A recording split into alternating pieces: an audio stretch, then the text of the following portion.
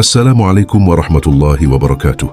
Segala puji bagi Allah yang masih memberi nafas hingga detik ini, yang masih mengalirkan kehidupan di dalam dada, yang masih memberi kesempatan untuk memperbaiki diri, yang masih memberi nikmat sehat, nikmat iman, nikmat waktu, dan nikmat kesempatan untuk kembali mendekat kepadanya. Tanpa izin Allah, tidak ada satu helaan nafas pun yang bisa bertahan. Tanpa rahmatnya, tidak ada satu langkah pun yang mampu berdiri. Salawat dan salam semoga selalu tercurah kepada Nabi Muhammad SAW, keluarga beliau, para sahabat, dan seluruh orang-orang yang menjaga cahaya iman hingga hari ini. Beberapa hari lagi, bulan yang penuh rahmat akan kembali hadir. Bulan yang bukan hanya datang membawa kewajiban, tetapi membawa undangan. Undangan untuk membersihkan diri, undangan untuk menata ulang hati, undangan untuk kembali mengingat tujuan hidup yang sering terlupakan di tengah hiruk-pikuk dunia. Ramadan bukan sekadar pergantian kalender, ia adalah panggilan. Ramadan selalu datang tepat waktu, tetapi belum tentu hati ini siap menyambutnya. Seringkali yang dipersiapkan hanyalah menu berbuka, jadwal sahur, dan daftar kebutuhan lahiriah. Padahal yang jauh lebih penting adalah kesiapan batin, karena Ramadan bukan hanya tentang menahan lapar dan haus, ia adalah perjalanan menuju kedalaman diri. Puasa yang akan dijalani bukan sekadar menahan makan dan minum. Jika hanya itu, maka yang lapar hanyalah tubuh. Jika hanya itu, maka perubahan hanya terjadi pada pola makan. Tetapi mengapa setiap Ramadan selalu diiringi harapan untuk menjadi pribadi yang lebih baik? Karena di dalam puasa, tersembunyi dimensi yang lebih dalam daripada sekadar menahan perut. Dalam tradisi tasawuf, puasa dipandang sebagai jalan penyucian. Para ulama seperti Abu Hamid Al-Ghazali menjelaskan bahwa puasa memiliki tingkatan. Tidak semua puasa berada pada level yang sama. Ada puasa orang kebanyakan, ada puasa orang khusus, dan ada puasa yang lebih sunyi, lebih dalam, yang hanya dirasakan oleh hati yang telah belajar melepaskan dirinya sendiri. Ramadan seakan menjadi madrasah tahunan yang Allah siapkan untuk membersihkan karat yang menempel di hati. Selama 11 bulan, dunia begitu ramai. Pikiran penuh dengan urusan, hati dipenuhi ambisi, lisan dipenuhi percakapan yang kadang sia-sia.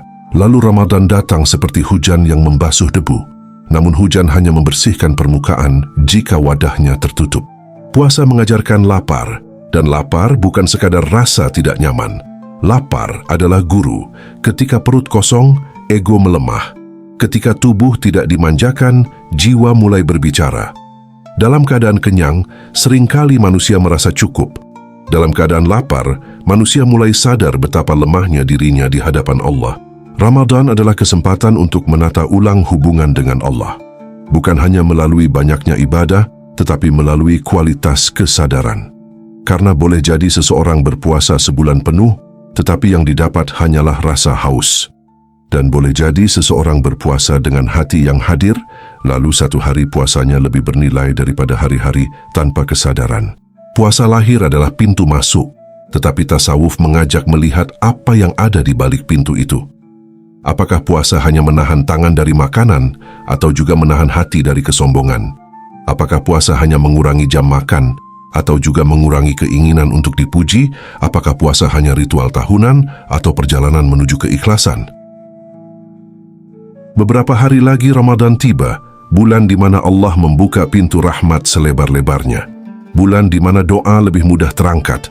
Bulan di mana hati lebih mudah dilunakkan. Namun semua itu kembali pada kesiapan batin. Karena Ramadan tidak hanya mengubah waktu, ia ingin mengubah jiwa. Maka sebelum bulan itu benar-benar datang, ada baiknya merenung sejenak. Puasa seperti apa yang akan dijalani tahun ini? Puasa yang hanya menggugurkan kewajiban, atau puasa yang menjadi tangga untuk naik menuju derajat yang lebih tinggi. Karena dalam tasawuf, puasa bukan sekadar ibadah. Ia adalah perjalanan dari diri menuju Allah. Dan perjalanan itu memiliki tingkatan, dari yang paling dasar hingga yang paling halus. Dari menahan lapar hingga menahan ego, dari menahan makan hingga menahan hati dari selain Allah. Disinilah pembahasan tentang tingkatan puasa dalam tasawuf menjadi penting. Agar Ramadan kali ini bukan hanya lewat begitu saja, agar puasa kali ini bukan sekadar rutinitas, tetapi menjadi momen perubahan yang sungguh-sungguh menghidupkan kembali jiwa. Semoga Allah memberi kesempatan untuk bertemu Ramadan dalam keadaan iman yang lebih matang, hati yang lebih bersih, dan niat yang lebih lurus. Dan semoga puasa yang akan dijalani bukan hanya mengurangi berat badan, tetapi mengurangi beban dosa dan beban kesombongan di dalam dada. Jika Ramadan adalah perjalanan, maka setiap perjalanan selalu dimulai dari langkah pertama. Tidak ada pendakian menuju puncak tanpa berpijak di tanah. Tidak ada kedalaman tanpa melewati permukaan. Begitu pula dalam tasawuf, puasa memiliki tingkatan. Dan tingkatan pertama adalah fondasi yang harus kokoh sebelum melangkah lebih jauh. Tingkat pertama disebut sebagai puasa awam.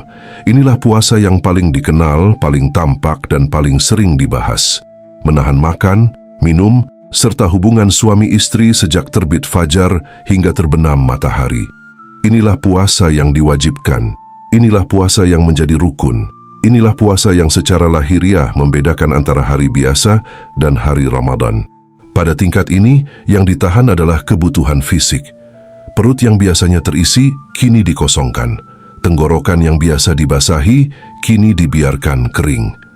Tubuh yang biasa mengikuti keinginan, kini diajak tunduk pada aturan waktu yang telah ditetapkan Allah.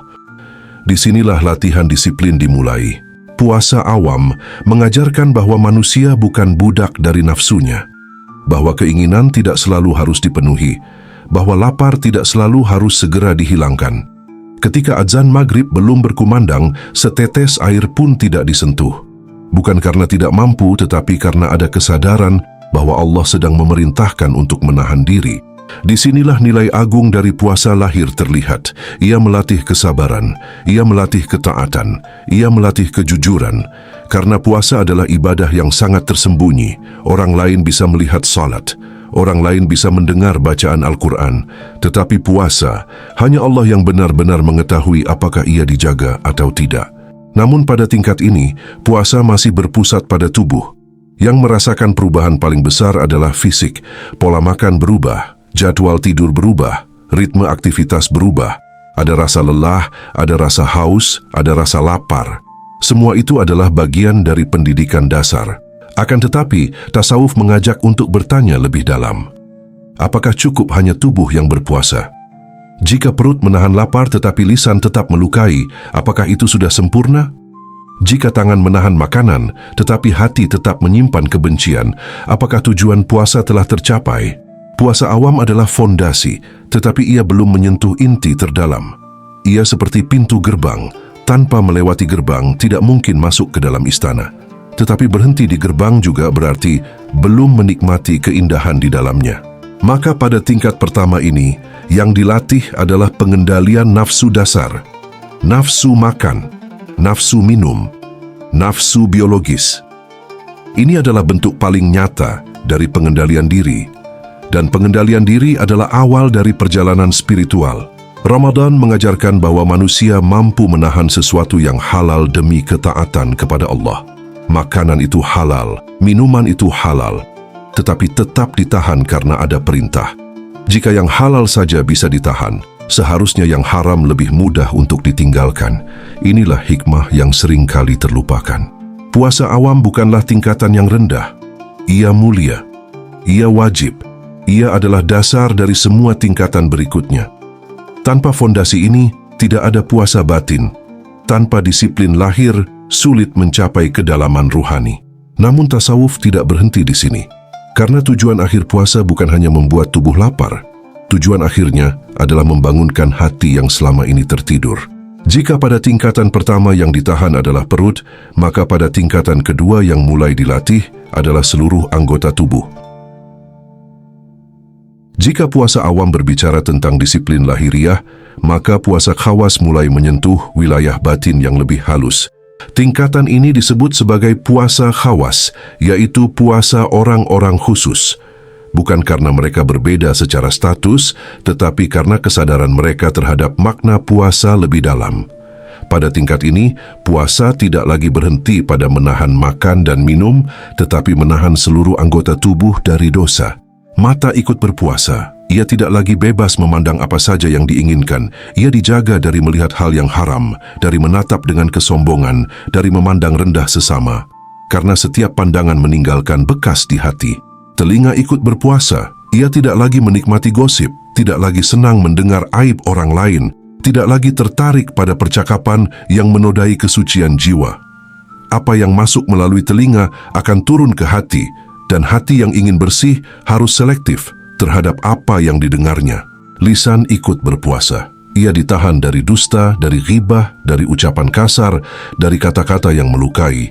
Betapa sering seseorang mampu menahan lapar seharian, tetapi tidak mampu menahan satu kalimat tajam. Padahal luka karena kata-kata bisa bertahan jauh lebih lama daripada rasa lapar. Tangan ikut berpuasa. Ia tidak digunakan untuk mengambil yang bukan haknya. Ia tidak digerakkan untuk menyakiti. Ia dijaga dari perbuatan yang merugikan orang lain. Kaki pun ikut berpuasa. Tidak melangkah menuju tempat maksiat. Tidak berjalan menuju sesuatu yang menjauhkan dari Allah. Pada tingkatan ini, puasa menjadi penjagaan total. Seluruh tubuh berada dalam kesadaran ibadah.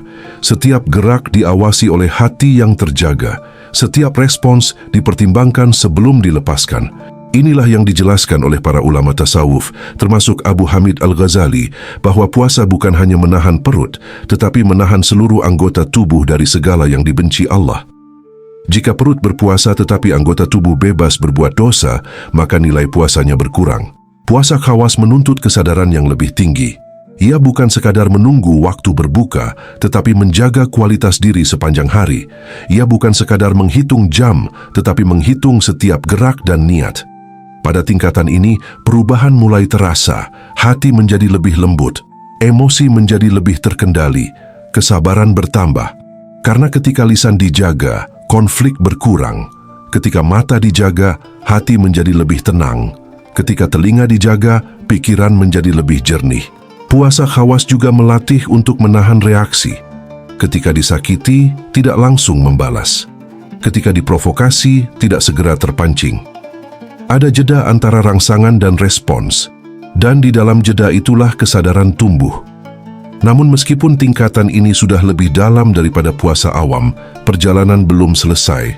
Masih ada sesuatu yang lebih halus untuk ditahan, karena bisa jadi seseorang telah menjaga anggota tubuhnya, tetapi di dalam hatinya masih tersimpan keinginan untuk dipuji. Masih ada rasa bangga terhadap amalnya, masih ada harapan pengakuan dari manusia. Disinilah puasa akan memasuki wilayah yang paling sunyi. Wilayah yang tidak terlihat oleh mata manusia. Wilayah yang hanya Allah dan hati yang jujur yang mengetahuinya. Jika pada tingkat pertama yang ditahan adalah perut dan pada tingkat kedua yang dijaga adalah seluruh anggota tubuh, maka pada tingkat ketiga yang disucikan adalah hati itu sendiri. Tingkatan ini disebut sebagai puasa khawasul khawas, yaitu puasa orang-orang yang paling khusus. Bukan karena mereka merasa istimewa, tetapi karena kesadaran mereka telah masuk ke wilayah yang sangat halus. Pada level ini, yang ditahan bukan lagi sekadar makanan, bukan lagi sekadar perbuatan, melainkan segala sesuatu yang membuat hati berpaling dari Allah. Disinilah puasa menjadi sunyi, tidak tampak dari luar, tidak bisa diukur oleh manusia, tidak bisa dinilai oleh pandangan orang lain. Karena yang berpuasa adalah hati, puasa khawasul khawas adalah menahan hati dari selain Allah, menahan diri dari cinta yang berlebihan kepada dunia, menahan diri dari ketergantungan kepada makhluk, menahan diri dari keinginan untuk dipuji, diakui, dan dihargai. Pada tingkat ini, seseorang tidak hanya berhenti dari berbuat dosa, ia juga berusaha membersihkan niat. Ia bertanya dalam diam, untuk siapa ibadah ini dilakukan?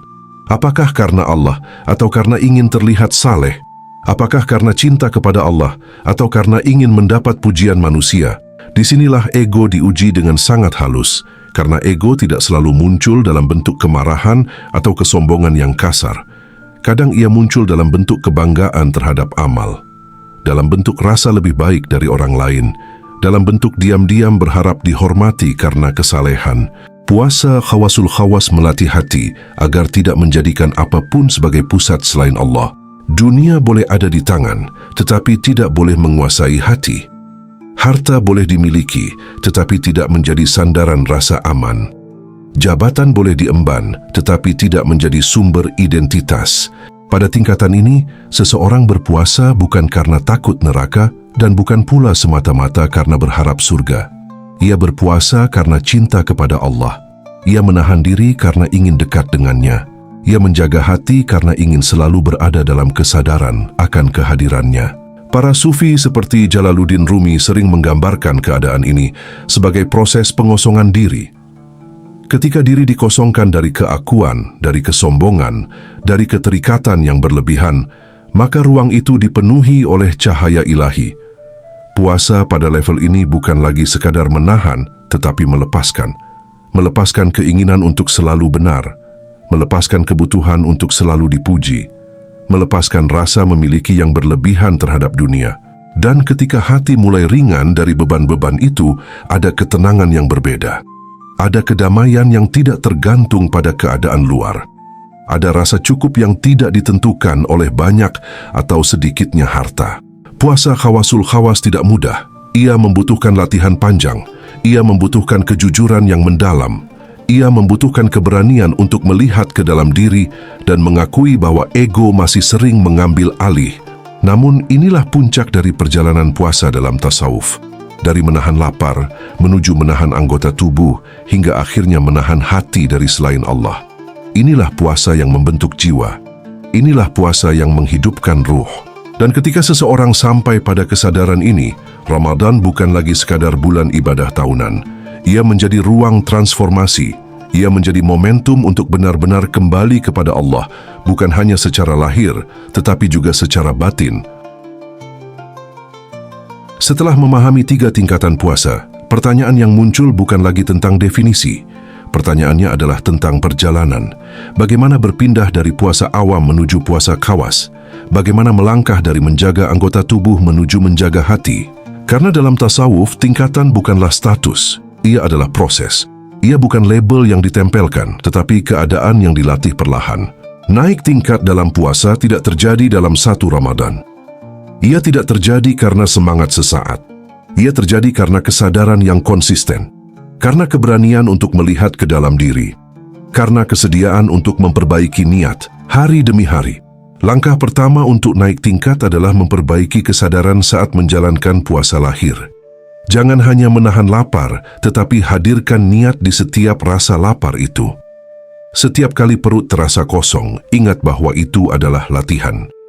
Latihan untuk mengatakan kepada diri sendiri bahwa nafsu bukan penguasa. Ketika kesadaran mulai hadir dalam puasa lahir, maka langkah berikutnya adalah menjaga anggota tubuh dengan lebih serius. Bukan hanya tidak makan, tetapi juga tidak menyakiti. Bukan hanya tidak minum, tetapi juga tidak berkata kasar. Disinilah puasa mulai meluas dari perut ke seluruh perilaku. Salah satu kunci untuk naik tingkat adalah mengurangi reaksi spontan. Setiap kali muncul dorongan untuk marah, untuk membalas, untuk membela diri secara berlebihan, cobalah berhenti sejenak. Dalam jeda itulah ruh dilatih. Dalam jeda itulah ego mulai dilemahkan. Selain itu, muhasabah menjadi jembatan penting. Setiap malam sebelum tidur, tanyakan pada diri sendiri. Hari ini apa yang masih sulit ditahan? Apakah lisan masih tergelincir? Apakah hati masih mudah tersinggung? Apakah ada rasa bangga terhadap amal yang telah dilakukan? Muhasabah bukan untuk menyalahkan diri. Ia untuk menyadarkan diri. Karena seseorang tidak bisa naik tingkat jika tidak tahu di mana posisinya berdiri. Langkah berikutnya yang lebih halus adalah memperbaiki niat secara terus-menerus. Setiap amal yang dilakukan selama Ramadan, salat, sedekah, membaca Al-Quran, tanyakan dalam hati untuk siapa ini dilakukan. Jika masih ada keinginan dilihat manusia, akui dengan jujur. Lalu perlahan luruskan kembali kepada Allah. Naik tingkat berarti berani mengosongkan diri dari pujian. Ketika dipuji, kembalikan semuanya kepada Allah. Ketika tidak dihargai, tetap tenang. Ketika amal tidak diketahui orang lain, justru itulah latihan terbesar. Perjalanan menuju puasa khawasul khawas bukan tentang menjadi sempurna. Ia tentang menjadi jujur. Jujur bahwa ego masih ada. Jujur bahwa hati masih terikat pada dunia. Dan jujur bahwa semuanya ingin diperbaiki. Bukan demi terlihat saleh, tetapi demi lebih dekat kepada Allah. Tidak perlu meloncat jauh. Tasawuf mengajarkan langkah kecil yang konsisten, menjaga satu kalimat setiap hari, menahan satu emosi setiap hari, meluruskan satu niat setiap hari. Dari yang kecil, Allah bukakan yang besar. Karena pada akhirnya, naik tingkat bukan tentang usaha manusia semata. Ia tentang pertolongan Allah. Ketika seseorang sungguh-sungguh ingin membersihkan hatinya, Allah yang akan memudahkan jalannya. Allah yang akan menenangkan batinnya. Allah yang akan mengangkat derajatnya tanpa perlu diumumkan kepada siapapun. Ramadan adalah kesempatan untuk memulai perjalanan itu. Bukan untuk menjadi sempurna dalam 1 bulan, tetapi untuk bergerak 1 langkah lebih dekat kepada Allah dibanding tahun sebelumnya. Dan mungkin yang terpenting bukanlah seberapa tinggi tingkatan yang berhasil dicapai, tetapi seberapa tulus usaha untuk terus memperbaiki diri di hadapan Allah. Karena dalam perjalanan menujunya, yang dinilai bukan hasil akhirnya saja, tetapi kesungguhan langkahnya. Perjalanan puasa dalam tasawuf membawa satu kesadaran penting, bahwa puasa bukan sekadar ritual tahunan. Ia bukan sekadar kewajiban yang datang lalu berlalu. Ia adalah undangan untuk naik tingkat sebagai manusia. Pada tingkat pertama, tubuh belajar disiplin. Pada tingkat kedua, perilaku belajar terjaga. Pada tingkat ketiga, hati belajar bersih. Semakin tinggi tingkatan puasa, semakin halus yang dilatih. Dari menahan yang tampak, menuju menahan yang tersembunyi. Dari mengendalikan perut, menuju mengendalikan ego. Dari menjaga tindakan, menuju menjaga niat. Ramadan yang akan segera datang bukan hanya tentang sahur dan berbuka. Ia adalah kesempatan untuk memperbaiki hubungan dengan Allah. Kesempatan untuk menata ulang hati. Kesempatan untuk mengurangi kesombongan yang mungkin tumbuh tanpa disadari. Jika selama ini puasa hanya terasa sebagai kewajiban, mungkin Ramadan kali ini bisa dijalani dengan kesadaran yang berbeda. Bukan hanya agar sah secara hukum, tetapi agar hidup secara ruhani. Bukan hanya agar gugur kewajiban, tetapi agar bangkit jiwa. Puasa yang sesungguhnya bukanlah ketika tubuh merasa lemah, tetapi ketika ego mulai melemah. Bukan ketika perut kosong, tetapi ketika hati mulai ringan dari iri, dengki, dan kebutuhan akan pengakuan. Ramadan akan datang. Pertanyaannya bukan lagi kapan, tetapi bagaimana menyambutnya, dengan rutinitas lama atau dengan kesadaran baru. Jika pembahasan ini menyentuh hati, jika ada niat untuk menjalani puasa dengan lebih dalam tahun ini, tuliskan di kolom komentar. Aku siap puasa dengan penuh kesadaran, bukan sebagai slogan, tetapi sebagai komitmen batin. Sebagai pengingat bahwa Ramadan kali ini ingin dijalani dengan hati yang lebih hadir, lebih jujur, dan lebih dekat kepada Allah. Semoga Allah memberi umur untuk bertemu Ramadan. Semoga Allah memberi kekuatan untuk menjaga puasa lahir dan batin. Semoga Allah membersihkan hati dari segala yang menghalangi kedekatan dengannya. Dan semoga puasa yang dijalani bukan hanya mengubah jadwal makan, tetapi mengubah cara memandang hidup. Wassalamualaikum warahmatullahi wabarakatuh.